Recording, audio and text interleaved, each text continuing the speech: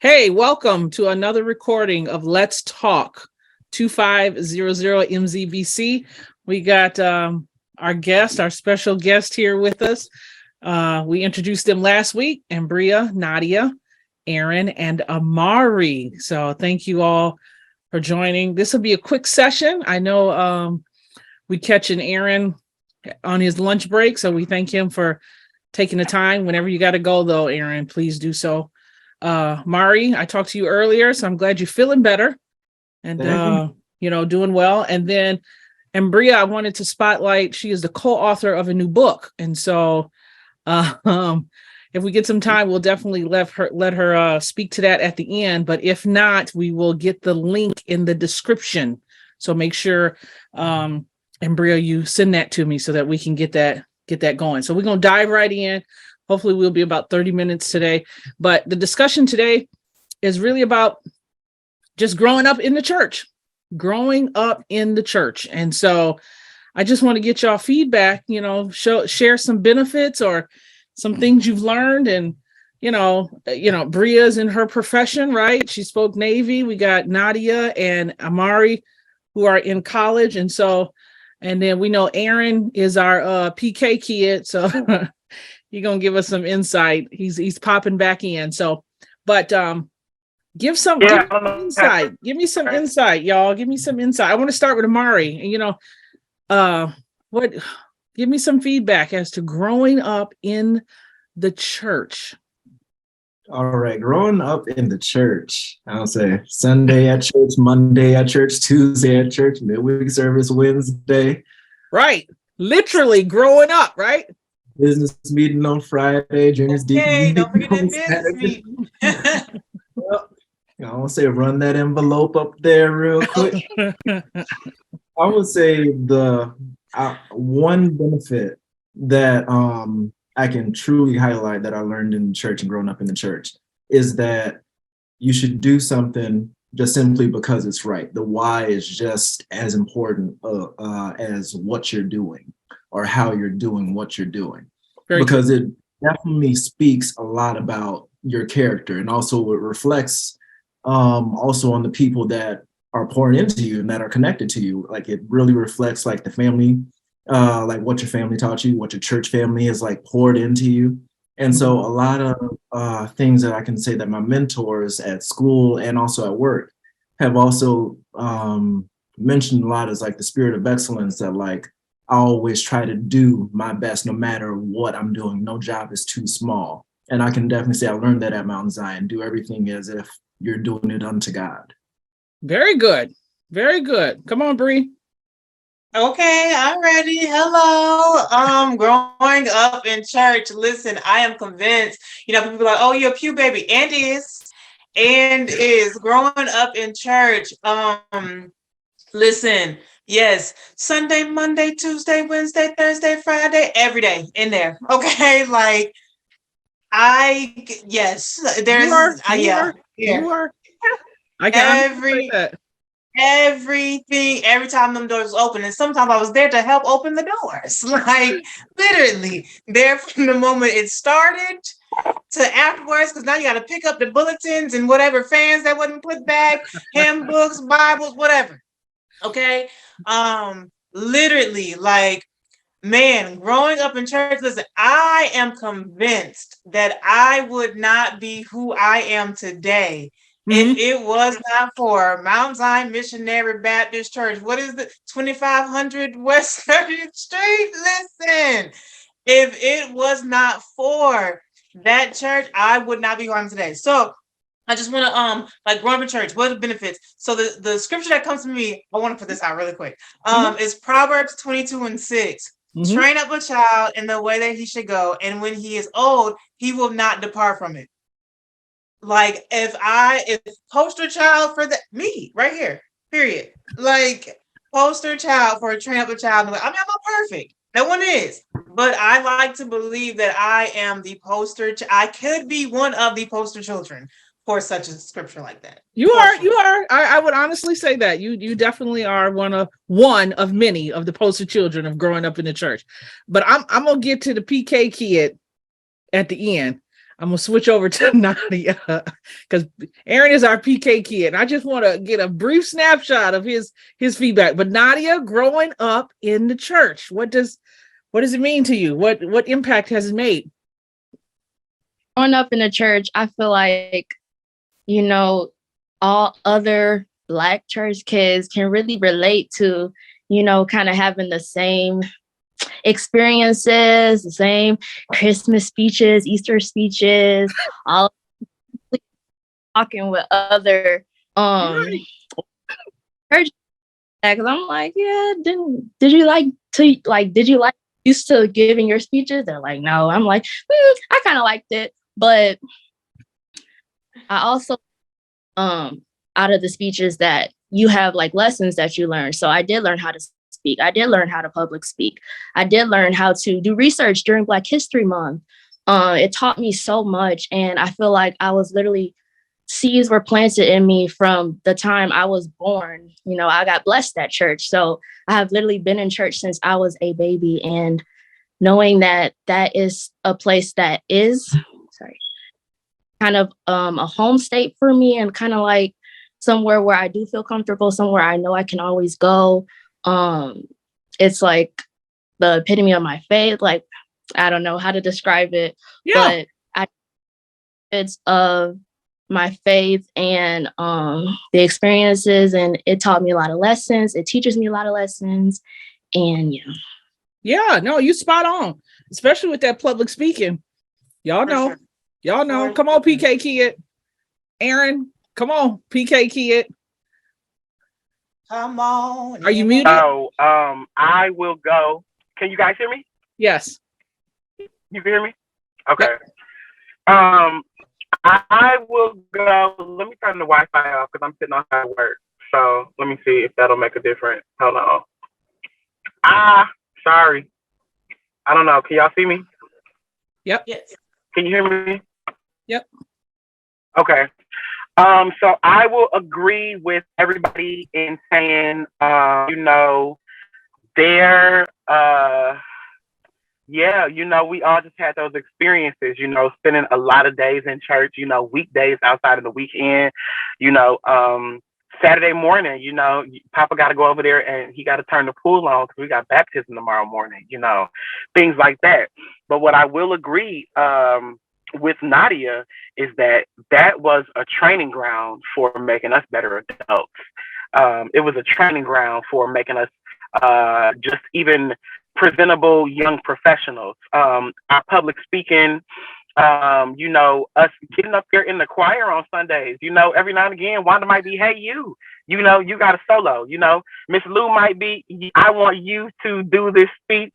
You know, I don't know how many of us had to, hey, Black child, do you know who you are, who you really are, who you can be, if you want to be, if you try to be.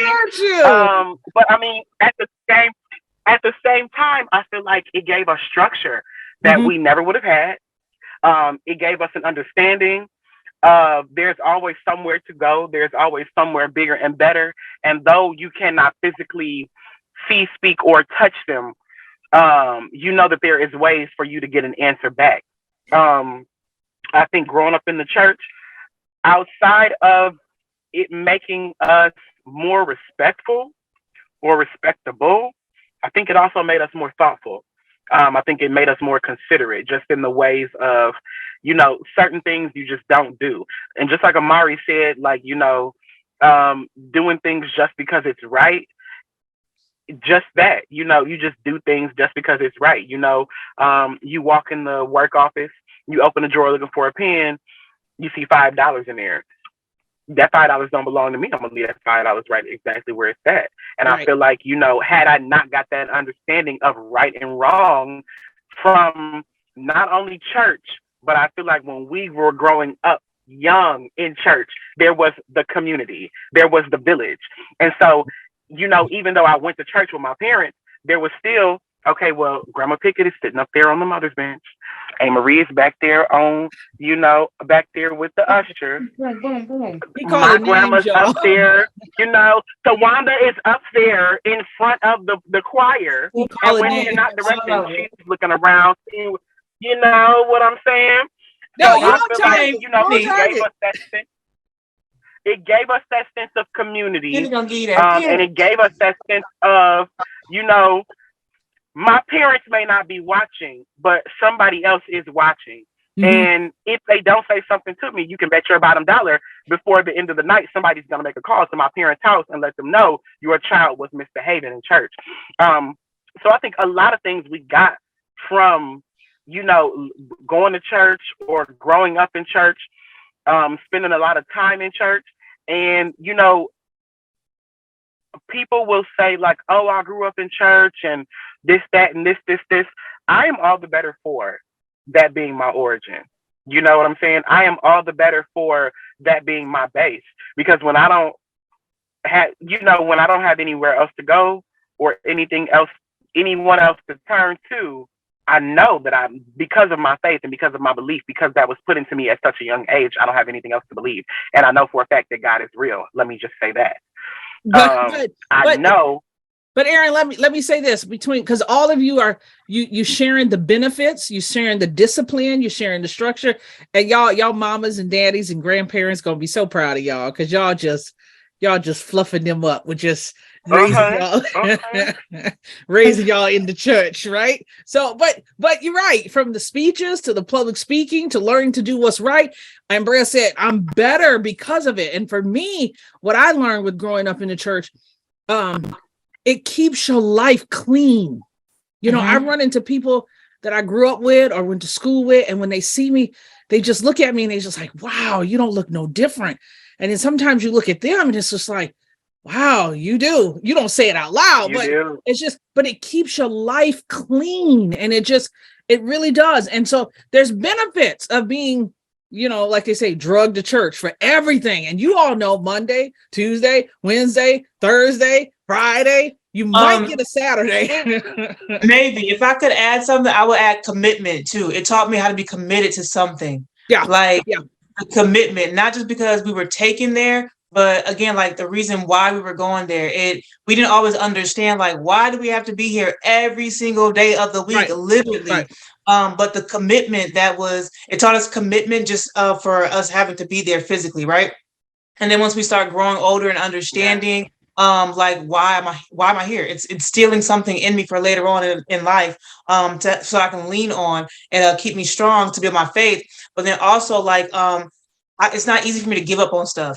As far as like Aaron being my god brother, we spent a lot of weekends together driving to the church, which was like 45 minutes plus away. Like when I would get in trouble and I had to go stay with my godparents every day of the week, we were still driving 45 minutes after school. You know, once Papa get off of work, we're driving there. The commitment, right? Yeah. And then just so like at work, the commitment of, hey, this is my job. This is what I'm supposed to be doing. The same little love that I put into church is the same love I can put into, and commitment I can put into the things that I love also, because God gave me this job. God has given me these things so that I can be committed to him and show my light of him there as well. So you give that it's all me commitment for sure. But discipline, you know, I like how Mari stated, you know, when you grow up in the church, you also the cleanup crew.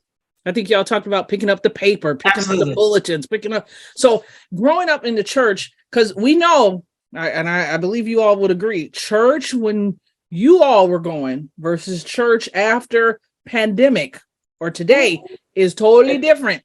Completely. Totally different. Now, is there still commitment and disciplines? Is there still people who go faithfully, attend faithfully, volunteer to help and to serve? Are there still young people, young adults, teenagers serving? Yes, absolutely. But today, you don't have the Monday, Tuesday, Wednesday, Thursday all the time. And then you got work and you got life and you got other responsibilities. So growing up in the church, it has its benefits, but also having a balance, because, and I want to say this for those who are watching, because growing up in church, as they have shared, has been a blessing and is a blessing, but there's also a balance, because ministry can't just be, I say this with our YKT, it's not just work in the church, but it's work of the church.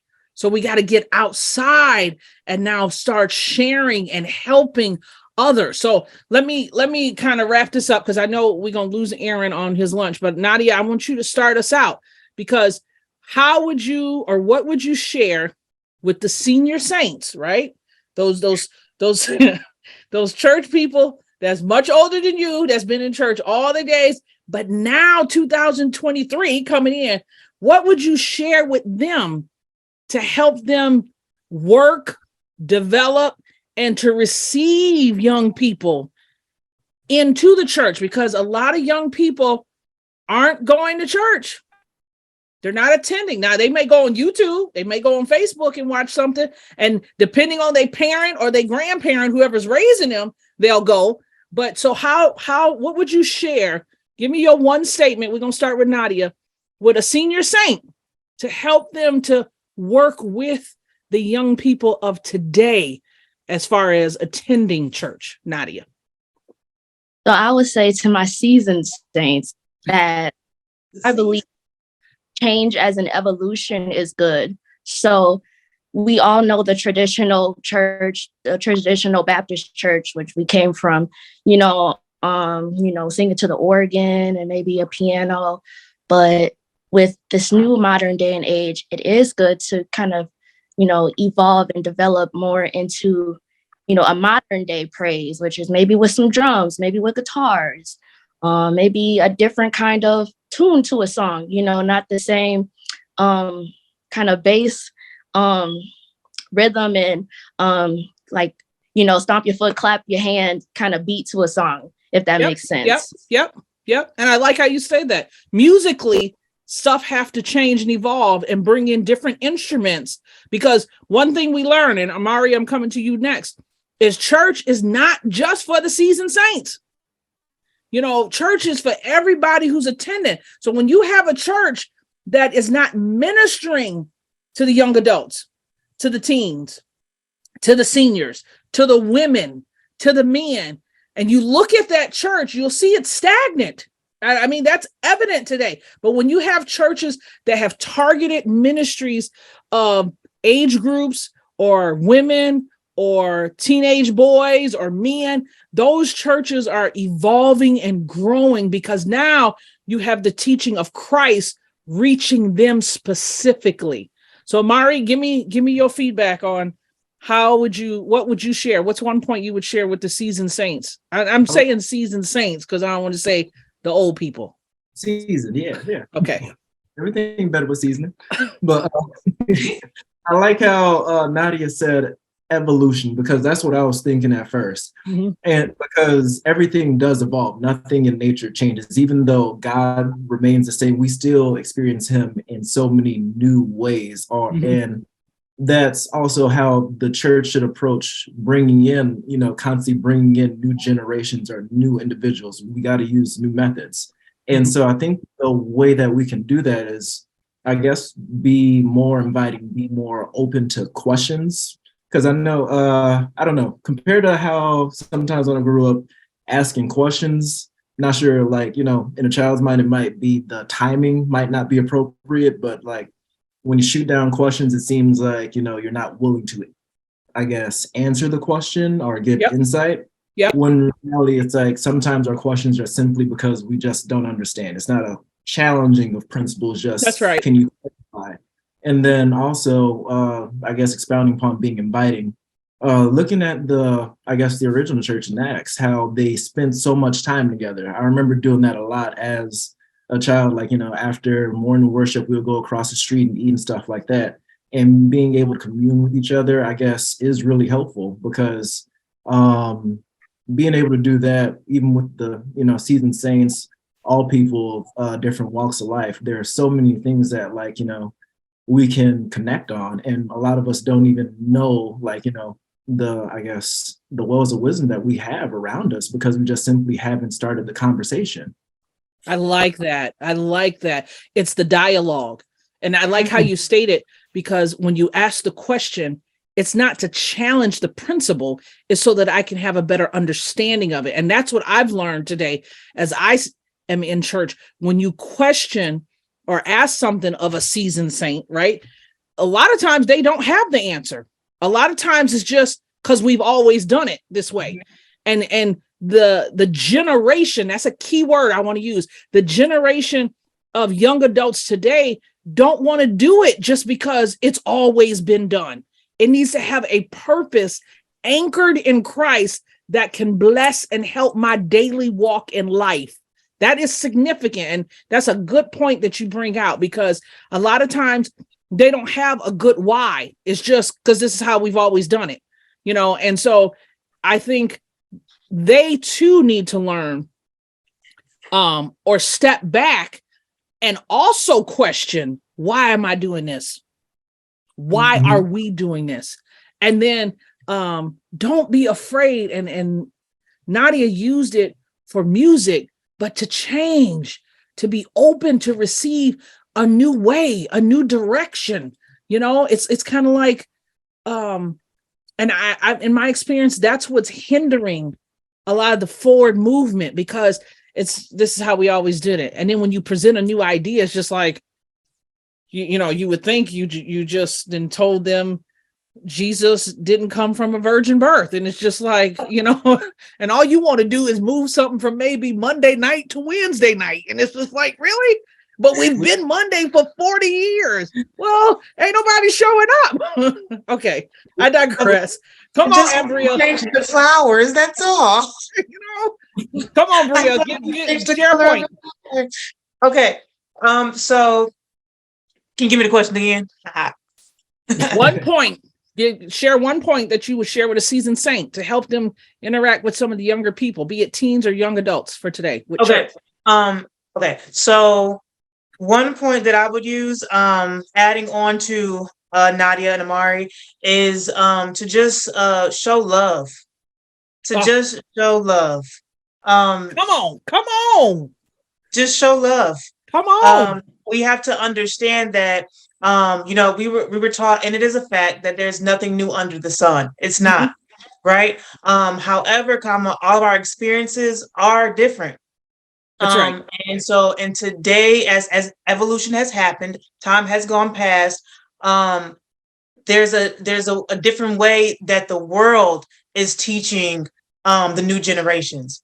So there needs to be some enhancements or some add-ons, some changes made to the way the church is impacting the new generation as well. So at the church that I currently attend here in Virginia, not only do they have, you know, the different organizations for women, men, and kids, but they also have groups that are broken down in the generations, like the baby boomers, then the, you know, the millennials, and the Gen, like it actually, we have those groups. And so where we all get together, and we have things like bonding nights, right?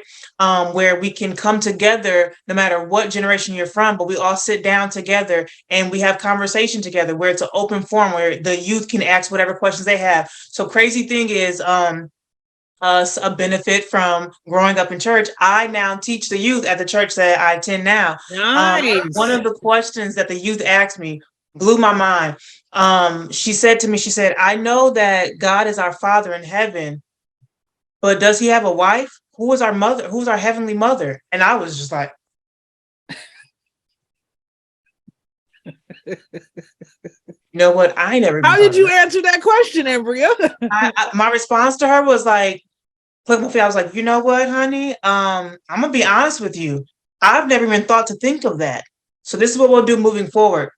I said, from now on, I said, I'm going to get you an answer. I promise you I will. I said, so moving forward, I don't have the answer to this. I will get you one. Moving forward, when we come in, I gave them a notebook, right? Each kid got a notebook, and I told them, I said, hey, so throughout the week or whenever you come up with a question, you write it down. You bring it back to us at our meetings, and I'll take them. And it won't just be an answer from me. I'll take it to the collective group. Nice. Right? Nice. So that everybody can, this is what the youth is thinking. This is what so-and-so is thinking. This is what this generation is thinking. We need to come together. And that's right. If all of us come, if everybody sits down and have dialogue, the wells of wisdom, right? Yep. And wisdom does not just come from the elderly or the seasoned ones, because season is just not how long you've been on earth. It's experience. That's right.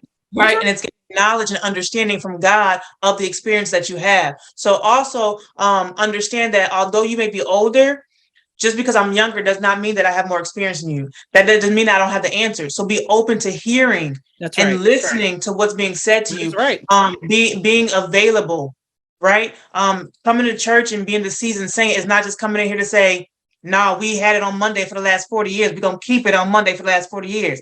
But if ain't nobody been showing up for the last 20 of them 40 years, Exactly. When and there's we're no available growth- on Wednesday, Exactly. hear me out. Exactly. Yes, exactly.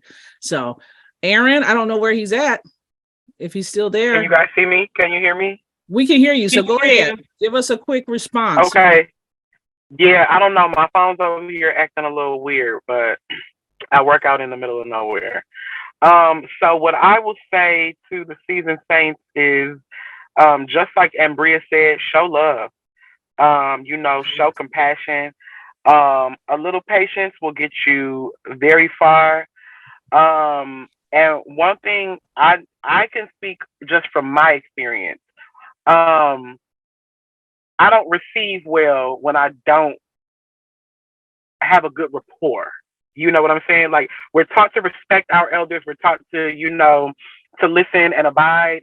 And if I do not, if I just don't, I'm trying to put this the way that Aaron the child would have. If Aaron, the teenager, the adolescent, the child, if I did not like how you talked regularly, I did not want to hear what you had to say to me spiritually. And I think sometimes seasoned saints should respect that as well. Just because you are an elder in the church, yes, I have to listen to you, but it does not mean I have to act upon what you just told me to do. And I think sometimes, just as elders in the church, because we were taught and we teach, respect your elders and do unto others as you would have them do unto you. Sometimes and I can say, I guess now I'm an elder. I'm not an old people, but I'm an elder. Sometimes you need to let somebody else have that conversation.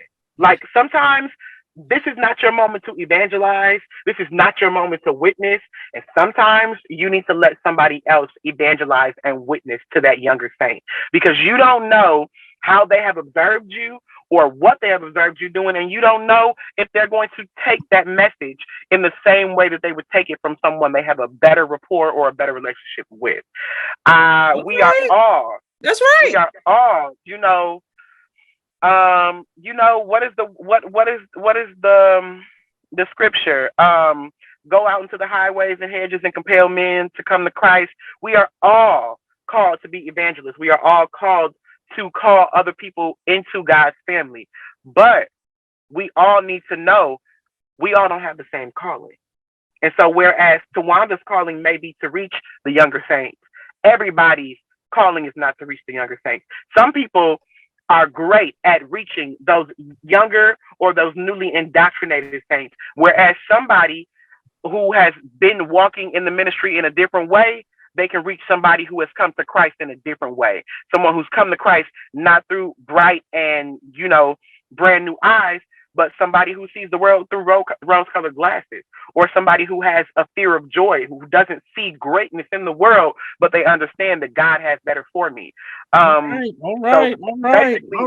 What I will say is to the senior saints, it's the same thing that I was taught as a child, is sometimes you need to read the room and you need to see, is this going to go the way that I want it to go? Will they hear what I have to say to them? Or should I just let somebody else take this moment to witness and evangelize to this young person? So I think that goes into showing love and knowing, like, in this moment, I am giving myself grace and I'm showing you love by acknowledging that I am not the person who will be able to make a connection with you at this moment. But that does not diminish who I am as a witness. That does not diminish who I am as an evangelizer. Absolutely. It does not. It doesn't diminish your walk. It doesn't diminish your faith. Absolutely. But what it does, in my belief, in my opinion, it enhances who you are, and it shows the person that you were trying to witness or evangelize to that you understand God's calling on your purpose. So what you all have shared, all spot on, and we're gonna end this right there with love, because today, that compassion, that kindness. I like how y'all stated it, you know, being open to receive and evolve and change, and understanding that questions is not to buck against the principle. You're looking for understanding. And then, you know, and Bria and Aaron, y'all close it out with love. But like Aaron said, how you speak is just as important as what you're saying. And so people are watching us. So I want to thank y'all for y'all time. I didn't want to monopolize y'all today for a long time, but I thank y'all for these two pilots.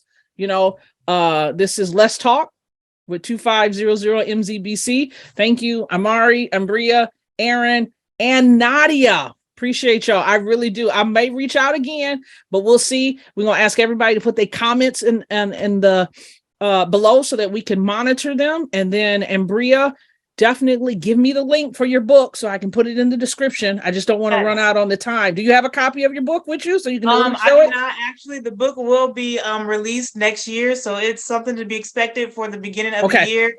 Okay. Our launch will be in February. Next year's so tomorrow, Andrea. You're right. Thank God. We are here. So yes, thank you, brother. Next year, 2023, February, the book will be launched and ready to go. It is Words of Wisdom, Volume 2. It's part of an anthology with the visionary of Kathy. And it's going to be great. Very It's 36 authors all together, giving insight, wisdom, and encouragement to help with your daily life journeys. There will be a journal to match as well to go along with it. So I'm super grateful for this experience, and I really do hope you guys support and share with others as well. Absolutely. Thank you, all of you. I appreciate you. Words of wisdom. Just stay tuned, stay positive. You guys are doing it, and be a light. Y'all be a light. Share Christ, and wherever you are, share them, because you have your experiences as well that you can share his goodness and how he keeps and sustains. And the purpose for this is just to reach others so that they can better understand. And as they hear you all, can relate to what they're going through, to let them know that staying with Christ is the best way. It is indeed the best way. So there go to PK Kid. But love y'all very much. I got to go. Y'all got to go. Thank y'all very much. And I'll reach out soon. Okay. Happy New Year, everybody. Happy New Year, everybody. Bye. Happy New Year. Thank you. Bye.